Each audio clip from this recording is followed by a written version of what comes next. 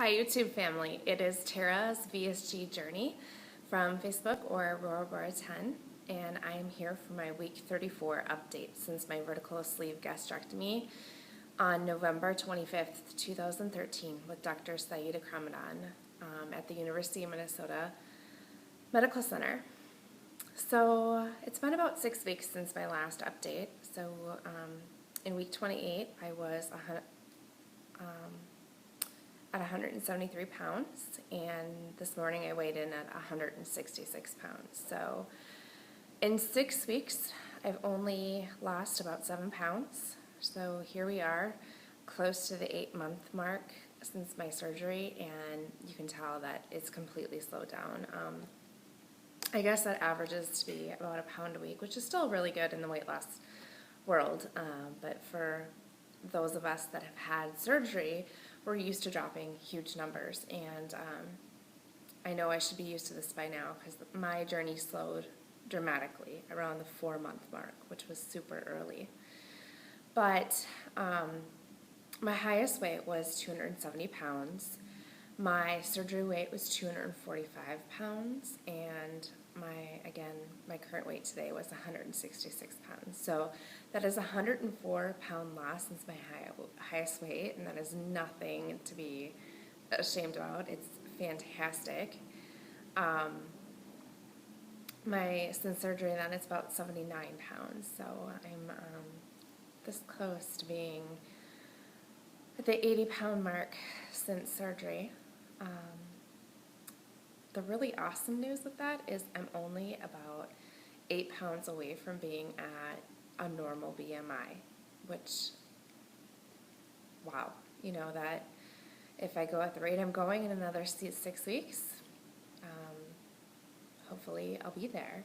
So I guess I have to just get the mindset going. This is such a mind game that, you know, I can't expect those huge numbers anymore. I'm getting close to my normal BMI, which is my kind of my goal before, but now I'm thinking that, you know, I could stand to lose another 20 pounds easily, so 145 is my actual goal. But let's get to a normal BMI first. My long-term goal over the next year or so is going to be 145. So I just have to stay realistic in that. You know, I'm doing what I'm supposed to be doing for the most part. I exercise 5 days a week. I walk on the treadmill for about an hour. I try to get to the gym at least twice a week and do elliptical for 45 minutes to an hour still. The only way that I've really been able to hold myself accountable for doing that, because I'm not someone who likes to work out, I'm not someone who, you know, I'm driven to do it naturally, is basically getting my son involved in swimming lessons. And so if I have to take him to the gym twice a week for swimming lessons, then after swimming lessons, there's no reason I shouldn't stay and do the elliptical or something else. I still haven't gotten into the strength training, which I know is going to be something that I really need to do to tone and do other things. I'm really not happy with some problem areas in my body. My legs they look great in jeans. The second I wear shorts or a dress, it's just, I don't know. I know that I have lost a lot of inches. I didn't bring that today, but overall, it's been, you know, I think it's like 11 inches off my waist and 5 inches off my arms, which is huge. So I know that there's been a lot of change, so I can't be too unhappy with the results that I've gotten. I really don't have a lot of other things to update you on other than the fact that my diet has really changed. And I know that at the last time that I talked, I didn't want to go over the 1,000-calorie mark, would work it off to try to make sure that I was under there. And at the same time, I got the FitBit. And so I started wearing the FitBit every day, wherever I go. I try to not rely on it too much to make sure, the mileage and whatnot. I just do rely on it. It syncs to MyFitnessPal, so I do rely on it to see how many calories that I burn for the day. But I haven't been really good about tracking in MyFitnessPal anymore the actual activity that I'm doing to offset that. So I know that it's saying that I'm burning more calories than I normally would if I was just doing the treadmill, and it was said, the calorie count burned is 210 calories or whatever for an hour. But the Fitbit tells me that I've burned 373 or something. So it's like a big difference. I'm not really sure what to think about that, if it's just going off of the calories that I'm eating per day. So I'm finding that to be really confusing. And then I actually read an article last week that too many people are actually saying that the Fitbit actually causes weight gain or steadiness because they are going off the calorie count. It's telling you to eat more calories than you actually should. So that's really just, it was an interesting article to read, especially since I was so excited to get the Fitbit, and I really started relying on it and not tracking in MyFitnessPal my actual activity versus what my Fitbit was telling me. The good news is that I am almost daily going over 10,000 steps. I think there's only been, since the day I got it, literally 6 weeks, there's only been like 3 days that I've been under 10,000 steps. Every other day, I'm usually in the range of 12,000 to 15,000 steps on a normal day. And then on the days that I work out, I get close to 20,000 steps. So, I guess you can really, really tell the difference. I would have never been an active prior to surgery. Now I just find myself having more energy, so I try to get up from my desk a lot. I try to go out and walk around during my breaks and get out there. With my son, I'm a lot more like, let's go do this, rather than before when he was younger. I guess I was so heavy and so exhausted mentally, just, I guess, raising him by myself and having a baby, that I didn't want to go anywhere. It was too much to go to the grocery store. It was, I'd avoid going to the grocery store for 2 weeks if I could help it. And now it's like, okay, we go once or twice a week if we have to. He's a little more mobile, doing a lot more things for himself. He's 2.5. So that's helped. But they're a lot more mobile and a lot more harder to, I guess, control, which is a whole different thing too. So I am a little more active running around after him. But before, I wouldn't have gone out and allowed him to be crazy active. And I feel badly about that as a mother. I guess, it never was like that as a baby. He wasn't running or anything, so it was just perfect timing when I did the surgery. Really, he was young enough that he was just starting to walk and wasn't terribly verbal. And now it's just his verbal skills have completely taken off, and you can't stop the kid. So, I don't know. I love knowing that I'm a better mother because of this, and there's nothing that I would change. Along the same lines with going back to the calorie count thing, I still do make sure that I try to stay under 1,000 with my Fitbit calories accounted for. But I will tell you, on a real honest day,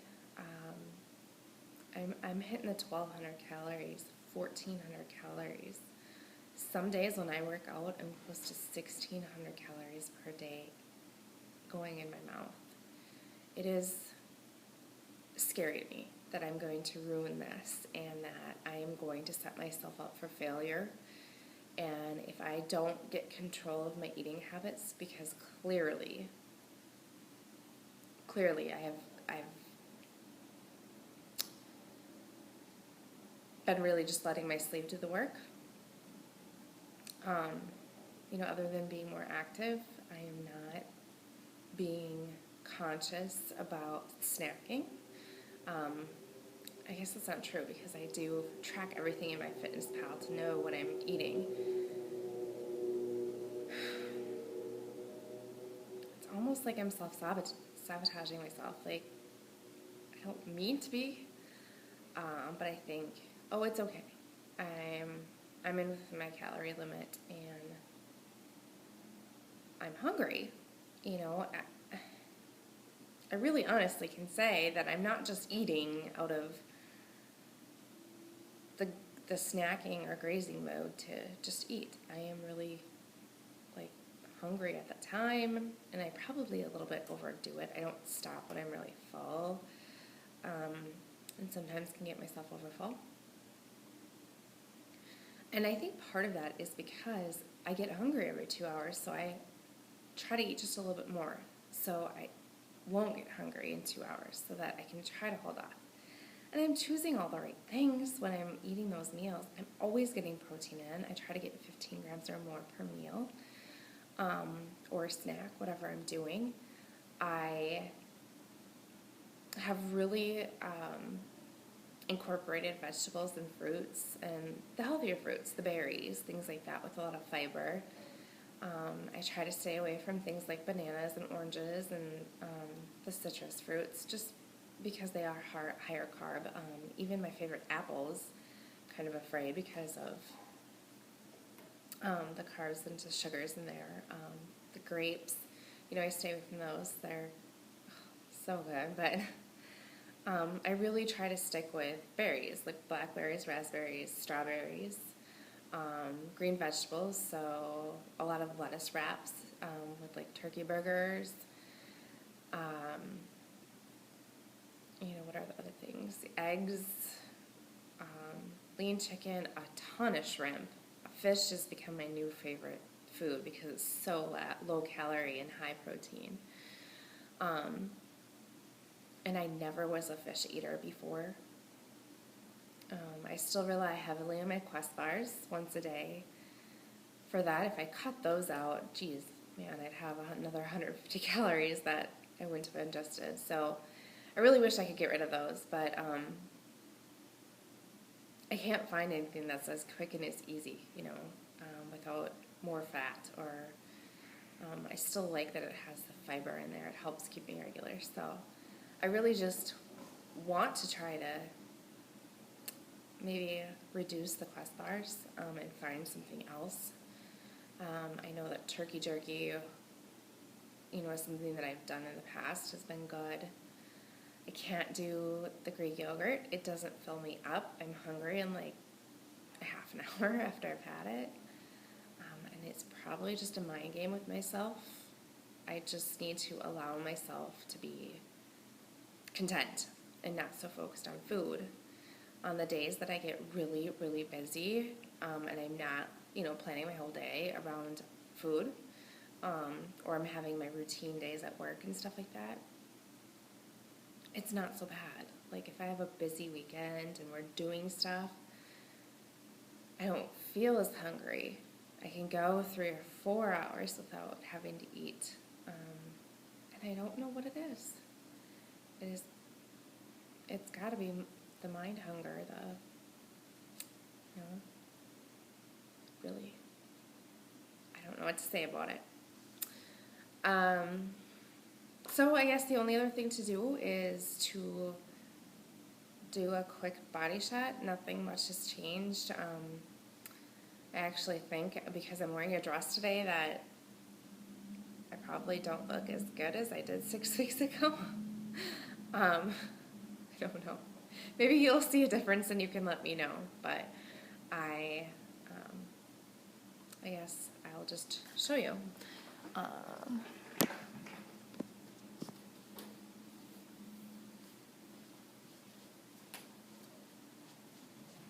Okay, so I'm probably a little too far away then. So this is me.